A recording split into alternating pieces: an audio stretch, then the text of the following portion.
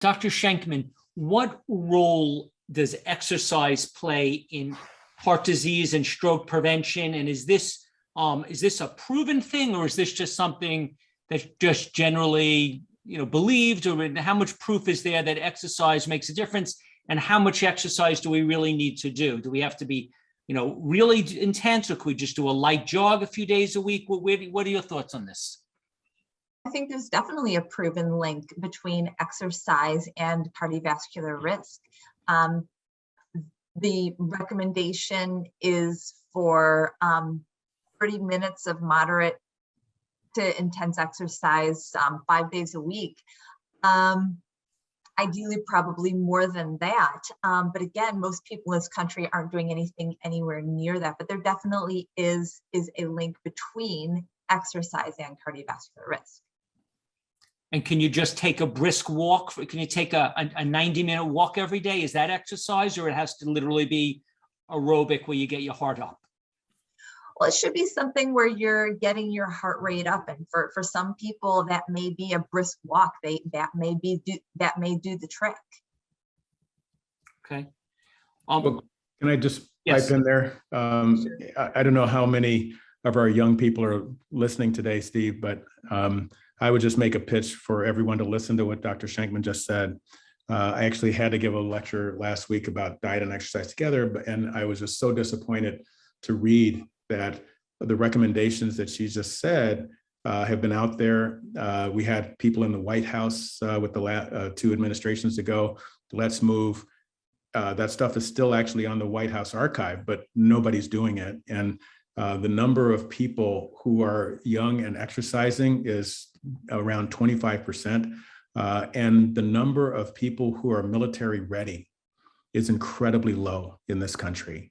And it's because, I didn't have my jacket. I was wearing tennis clothes, and I thought this is actually a good thing to do. So you have an opportunity to talk about exercising constantly, having it become, and the advice is to find something that you love. For me, it's tennis.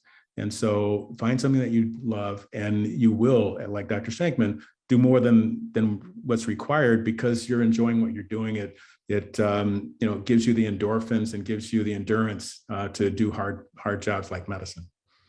Were you a ranked tennis player at one point in your life? I was, yeah. So I probably have $4,000 of career prize money back in the 1970s.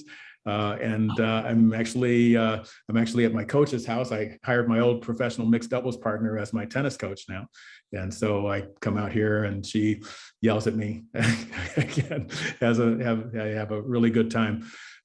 Twice a day, hour and a half a day, twice, 3 days in a row. It's just a little much, but I think I hung in there.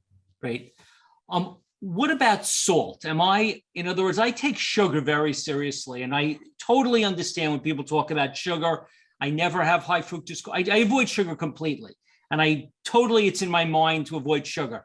But salt, I kind of don't seem to listen. If I have a flax cracker, the salt, no big deal. If I have a dehydrated cracker, guacamole, olives, I always sauerkraut, everything seems to have a little salt. And I always feel that somehow, it's not such a big deal. What is the reality when it comes to stroke, heart disease, I guess any other disease, and salt? There's definitely a correlation. Dr. Williams, did you want to say something? Well, yeah. So being one of the co-authors of that guideline that said 1,500 milligrams, and I know that it was, this was an American College recommendation, but it's for hypertension, okay? And if you look at the general population, maybe 2,300 is okay. I know the one that came out a few years ago, Steve, that you might have seen from the European Society of Cardiology, the HOPE trial, where they actually measured urinary excretion of sodium and came to the idea that 4 to 5 grams of sodium was the optimal amount, which is just massive. And I think what they were talking about is it was a more of a European type of population. And so what I would vote for, Steve, is just do your systolic blood pressure. If your blood pressure is fine, then you're doing it okay. If your blood pressure is starting to rise Sodium definitely will increase vascular reactivity and increase vascular tone. But there are some people who are salt sensitive, mostly African Americans, but others people as well. And if you're one of them, you really should be on that lower sodium level. Pure trial, sorry, not hope trial.